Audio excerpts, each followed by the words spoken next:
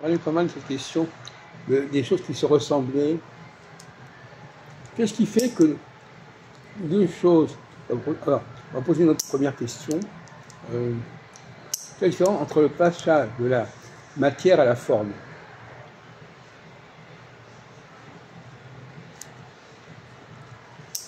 Au niveau scientifique, ça peut dire. Qu'est-ce qui fait que la matière prend une forme? Et cette forme, qu'est-ce que c'est que cette forme qu'elle reçoit?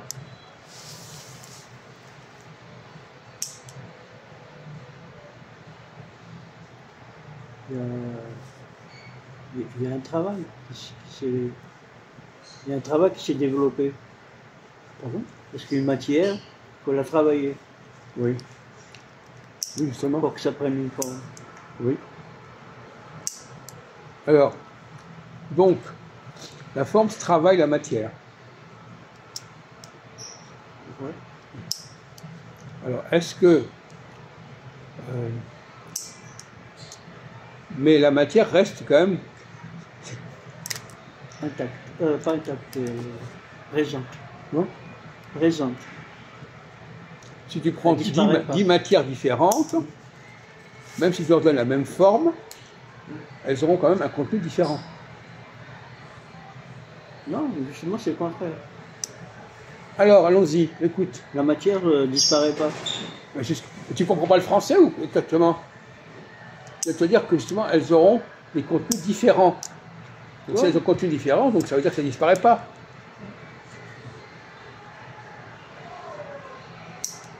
Pas le contenu, la forme différente. La forme, non, la forme sera la même, et le contenu sera différent. Moi, je pense au contraire. Mais non! Je peux par exemple prendre 10 matières différentes et leur donner la même forme.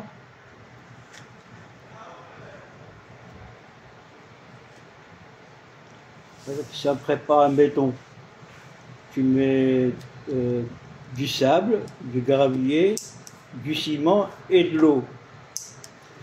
Ça fait une forme. Oui. Mais les ingrédients, ils n'ont pas disparu. Attends, est-ce que tu dis n'importe quoi là, la question n'est pas là. La question, évidemment, c'est quand tu prends un seul exemple, moi je prends des exemples dans toutes sortes de domaines différents.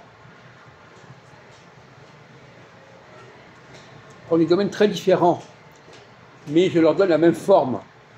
Tu prends un exemple comme ça, complètement limité, tu prends 10 exemples différents, je leur donne la même forme, mais ils auront chacun un contenu différent. Parce qu'ils n'auront pas la même origine. Ils peuvent avoir des origines différentes, mais ils auront reçu la même forme. La forme ne change pas le contenu.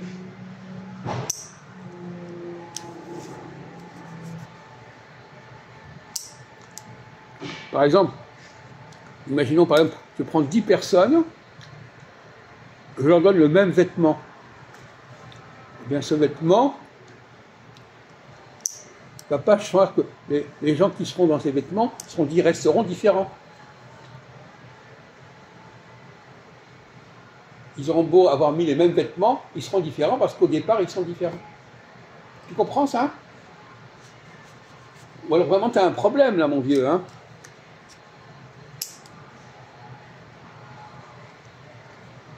Je prends même exemple.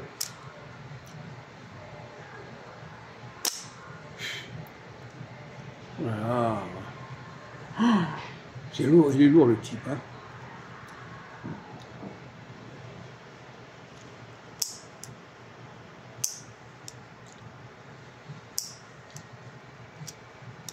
Des gens très différents, même si on leur donne quelque chose qui est pareil, ils vont pas, ils vont rester différents. Même s'ils ont quelque chose de semblable, même s'ils ont mis le même vêtement, la même forme, ils seront restés différents à l'intérieur. La forme ne change pas le contenu.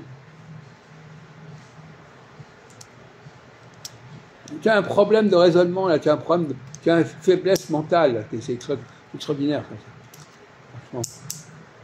Dommage qu'il n'y a pas d'autres personnes, mais tu t'apercevrais que tu n'arrives pas à penser clairement.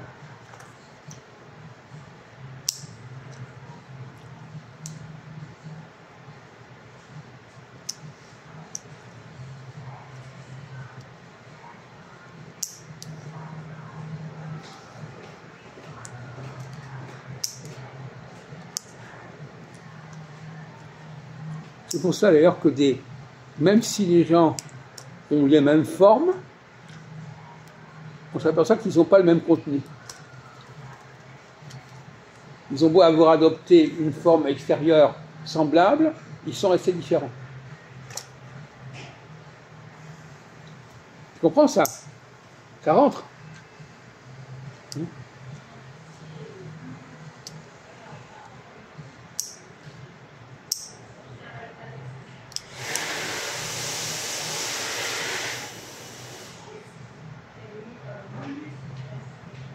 Un synonyme, il a l'écriture différente, mais elle a la même forme.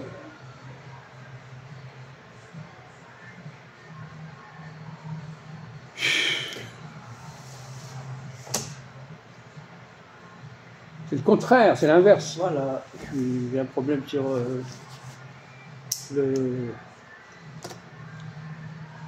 l'inverse et le vice-versa.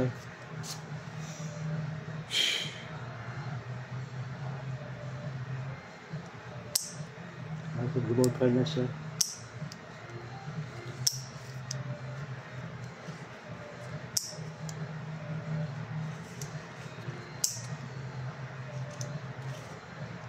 On prend par exemple le cas tout à l'heure, on a parlé de Baudelaire et l'Arthur Poe.